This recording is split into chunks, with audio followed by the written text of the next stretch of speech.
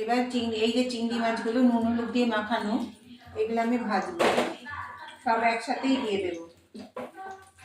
তেলটা একটু গরম হোক। চিংড়ি মাছগুলো মানে বড় বড় চিংড়ি, এইটা একটুখানি মানে ভাজা ভাজা করবো।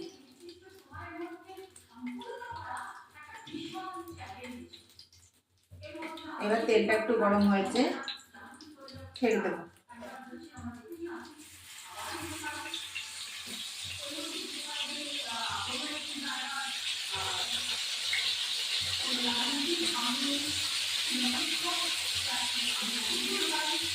সবগুলোই দিয়ে দিলাম, ভাজা ভাজা হোক, ফিরে আসছি।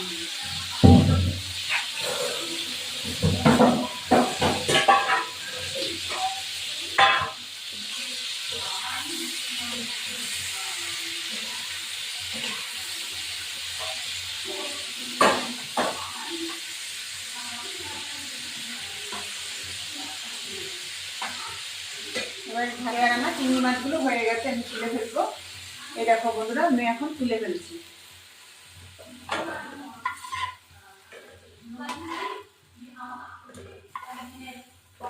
চিংড়ি মাছগুলো বেশ বড় বড়। আবার এই তেলে একটু তেল দেবো,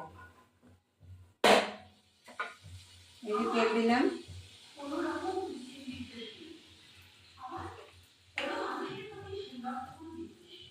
জিরে, গোটা জিরে দেবো, যে লঙ্কাগুলো দিয়ে দেবো একটুখানি।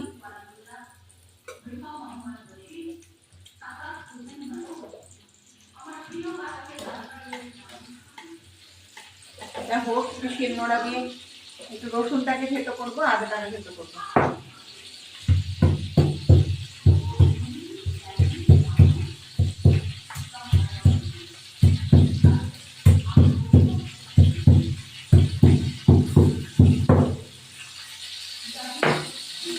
আপনারা কোথাও যদি যান তাহলে আপনারা চটজলদি এইরকম রান্নাটা আপনারা করবেন।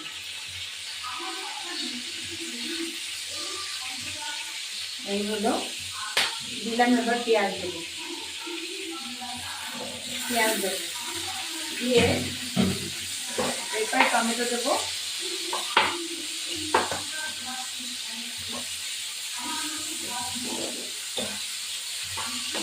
ও কড়াইশুঁটিগুলো দিয়ে দেবো। তো কড়াইশুঁটি দেবো, খেতে খুবই টেস্ট হয়, মাখা মাখা হবে। টমেটোটা দিয়ে দেবো, টমেটোটা একটা মজুদ। তারপরে এই যে টমেটোটা কাটা দিয়ে দিচ্ছি।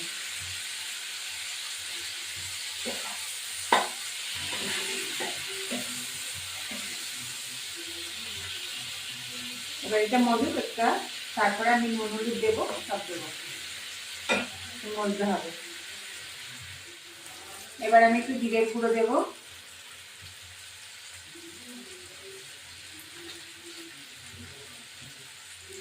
একটু ধনের গুঁড়ো দেবো,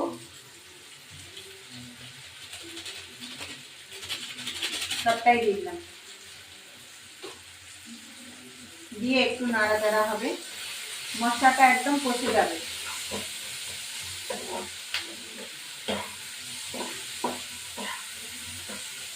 টমেটোগুলো গলে গেছে, এবার আমি চিংড়ি মাছগুলো দিয়ে দেবো।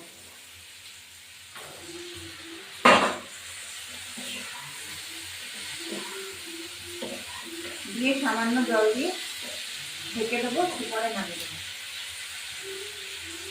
সামান্য জল দিলাম।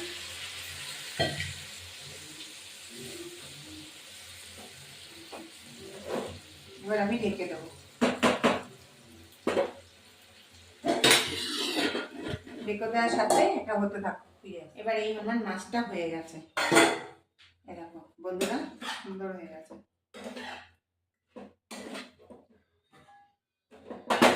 তোমরা এরকমভাবে চিংড়ি মাছটা রান্না করবে, সত্যি ভালো লাগে।